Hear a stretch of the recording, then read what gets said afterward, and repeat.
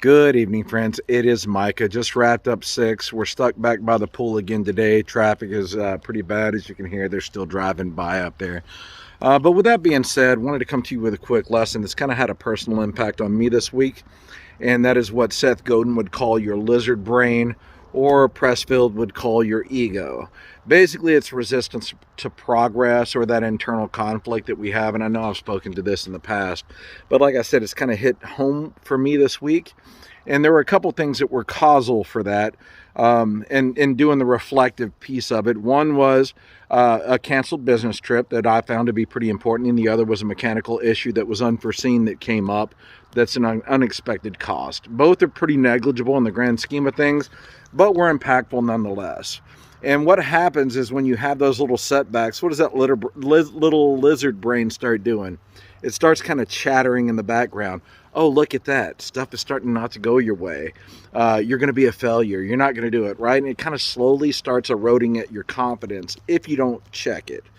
And so in doing so, a couple of things that were useful for me is maintaining presence. You can't change what happened in the past. You can't change what's going to happen in the future. You can plan to or try and hopefully put the stats in your favor, but bottom line is the future is going to be the future. So what can you do? You maintain presence.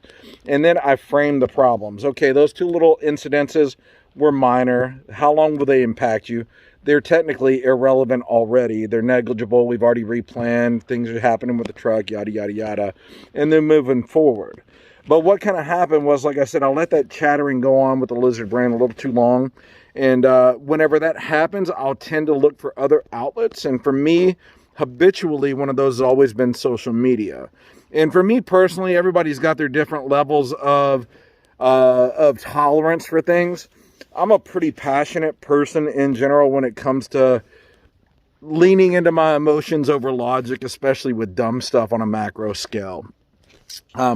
And realizing that as a problem internally, I'll just not go on social media.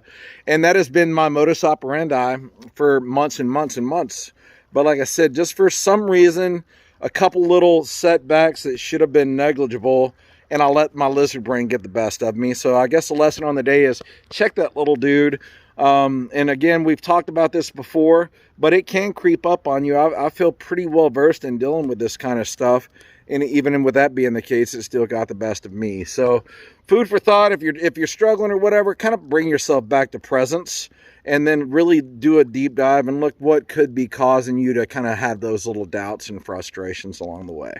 But that's the message on the day. I hope you guys have a fantastic weekend. Mike out.